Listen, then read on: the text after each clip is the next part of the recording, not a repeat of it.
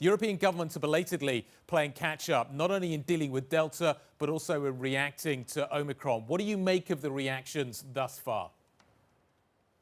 Well, the reactions, unfortunately, have been, I would say, not very harmonized and very different in countries.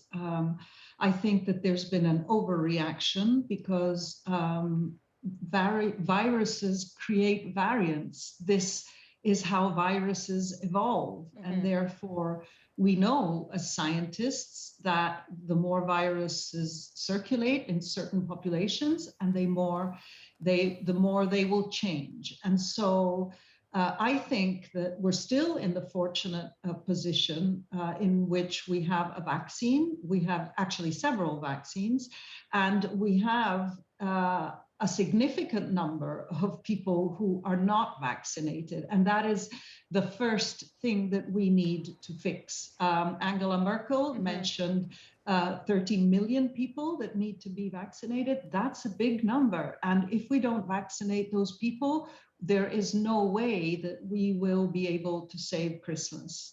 So that's definitely one point. I just wanted to hit on something that you mentioned earlier, and that's the transparency issue. Because on the one hand, we're going to want governments to share information quickly, but once the public gets hold of it, then we see extreme reactions to some extent. How do we think about this? Well, this is not the first time that this happens. And actually, I think that it happened many years ago with bird flu and certain Asian countries that were afraid of being penalized if they notified that they had the bird flu virus in their country. And so I think that given that there is a pandemic treaty that will be established soon, that all of these details are worked out, considering that we are now well into the social media era where information travels faster than viruses, much faster than viruses. In terms of understanding the best way forward, what should it be?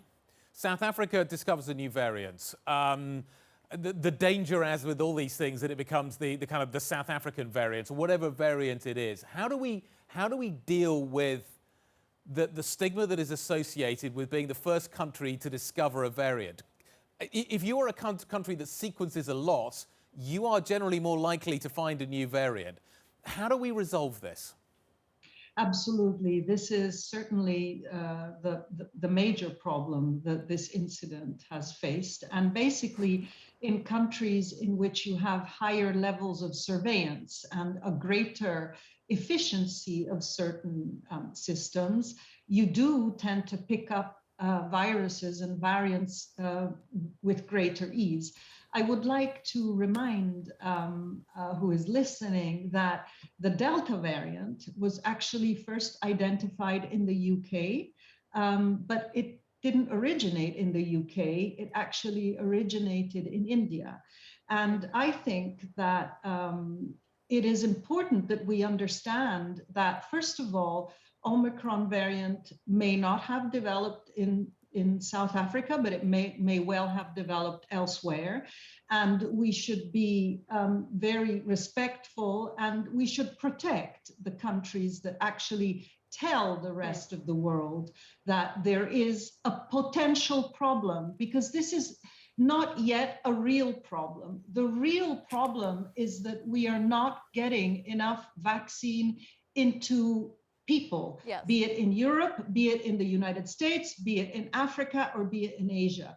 So science has provided a solution to this problem, but then we are facing vaccine hesitancy, which is much more than what we would have ever imagined. Right. And so we need to understand that this is a global problem, and that we need to, as a community, we need to understand the general context, but also we don't need to overreact. This variant Ilaria, does not seem, yes. So to that point, how do we get more vaccine in people's arms? Fines haven't worked, threats haven't worked, rewards haven't worked, mandates haven't worked. What do we do?